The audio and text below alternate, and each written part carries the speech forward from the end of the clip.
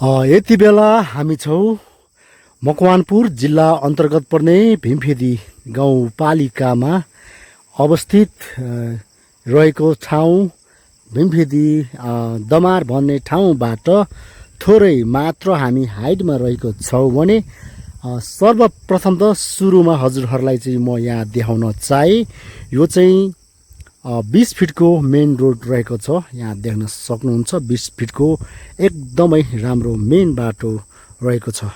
यो चाहिँ तत्काल अवस्थामा चाहिँ ढलान गर्ने चाहिँ छिट्टै नेपाल सरकारले चाहिँ योजना गरिसकेको छ भने अब हामी चाहिँ तपाईहरुले चाहिँ 13 रोपनी जग्गा देखाउन गइरहेका छौँ।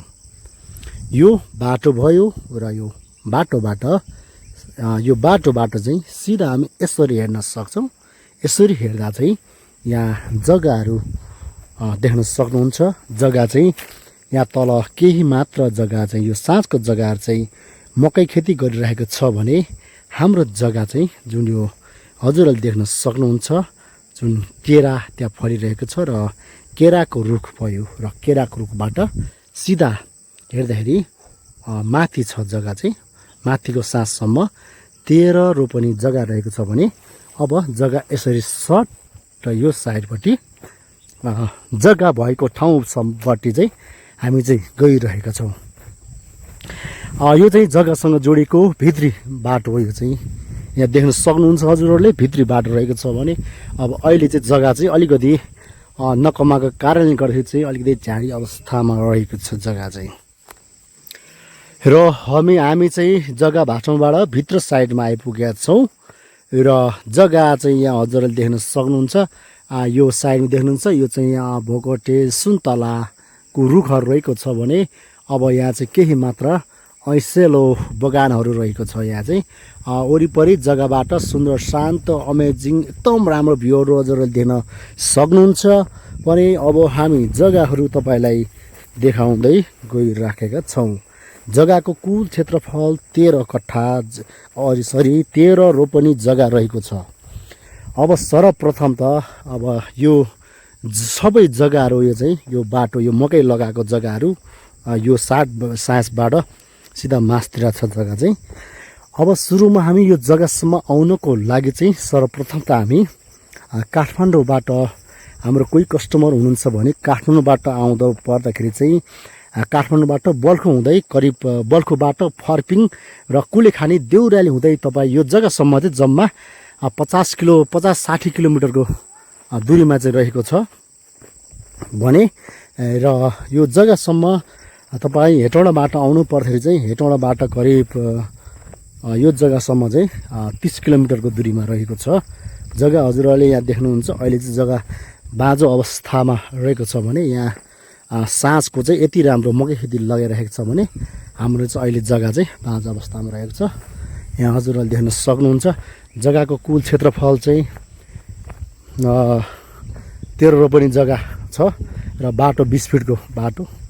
अब जग्गा साँझ सिमाना यो बाँस देख्न सक्नुहुन्छ र यो बाँस अनि त्यो मान्छे जुन त्यहाँ छ यसको सिधा मान्छे भएको ठाउँबाट चाहिँ जग्गा यहाँ थुम्को हजुर यहाँ ठुलो पाटा सबै यहाँ देख्न सक्नुहुन्छ हजुरहरूले यो माथिको सम्म। अनि यहाँबाट सिधा यसरी जाँदाखेरि एकदम राम्रो ठाउँ चाहिँ वातावरण पनि अलि चिसो हल्का चिसो मौसम र हेटौँडा बजार भन्दा चाहिँ यहाँ अलिक चिसो मौसम हुन्छ भने यहाँ माथि अमेजिङ एकदम राम्रो भ्यूहरू हजुरहरूले देख्न सक्नुहुन्छ।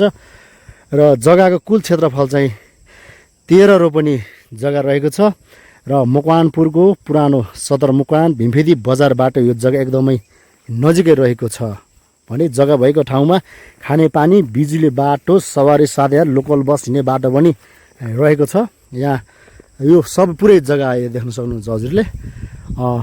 जग्गा नकमा भएर अलिकति केही मात्रा अहिले बाँझो अवस्थामा छ। यो जग्गा किनेर चाहिँ तपाईँले बाख्रा फार्म कालिज फार्म भैँसी फार्म राँगा फार्मदेखि लिएर पोल्ट्री फार्म पनि हजुरहरूले यो जग्गामा गर्न सक्नुहुन्छ। विशेष गरी चाहिँ बोट बिरुवाहरू लगाउनको लागि एकदम राम्रो छ। सुन्तला फल्ने ठाउँ पनि यो जग्गा चाहिँ है सुन्तला पनि फल्छ। जग्गा एकदमै राम्रो रहेछ। वरिपरि सुन्दर शान्त वातावरण र वरिपरि घरहरू पनि यहाँ हजुरहरूले देख्न सक्नुहुन्छ। एकदमै राम्रो गाउँ बस्ती रहेको छ। अब यो जग्गाको मूल्य कुरा गर्नुपर्दा चाहिँ मूल्य चाहिँ यहाँ चाहिँ रोपनी नै चल्ने हो चाहिँ। एक रोपनी जग्गाको चाहिँ हामीले चाहिँ एक रोपनीको चाहिँ 2,50,000 चाहिँ हामीले यो जग्गामा मूल्य राखेका छौँ। रोपनीको 2,50,000 को दरले चाहिँ तपाईँले 13 रोपनी यस्तो राम्रो खेतीयोग्य जग्गा पाउन सक्नुहुन्छ। काठमाडौँबाट करिब यो जग्गासम्म आउनको लागि मेरो विचारमा जम्मा तपाईँ 2 घन्टामा आउन सक्नुहुन्छ भने चाहिँ दक्षिणकाली फर्म त जम्मा यो जग्गासम्म 50-60 किलोमिटर दूरी मात्र रहेको छ भने यदि हजुरहरू यस्तै सस्तो मूल्यमा घर जग्गा अथवा यस्तो खेतीयोग्य जग्गा खोजिरहनु भएको छ भने यो जग्गा चाहिँ रोपनीको 2,50,000 मै हामीले बेच्ने निर्णय गरेका छौँ। यदि तपाईँ यो जग्गा फिल हेरेर चाहिँ तुरुन्तै काम गर्न चाहन्छु अथवा यो जग्गामा किन्न चाहन्छु भन्नुभयो भने हामी चाहिँ यो तोकिएको रकमबाट पनि थोरै केही रकम थपघट गरी चाहिँ यो जग्गा हजुरहरूलाई हामी उपलब्ध गराउँदछ भन्दै म आज यसै भिडियोबाट सम्पूर्ण देश विदेशमा बस्ने दाजुभाइ दिदी बहिनीहरूलाई म 10 अम्ला जोड्दै म आज यसै भिडियो मार्फत म बिदा हुन चाहन्छु। हस्त सबैजनालाई धन्यवाद।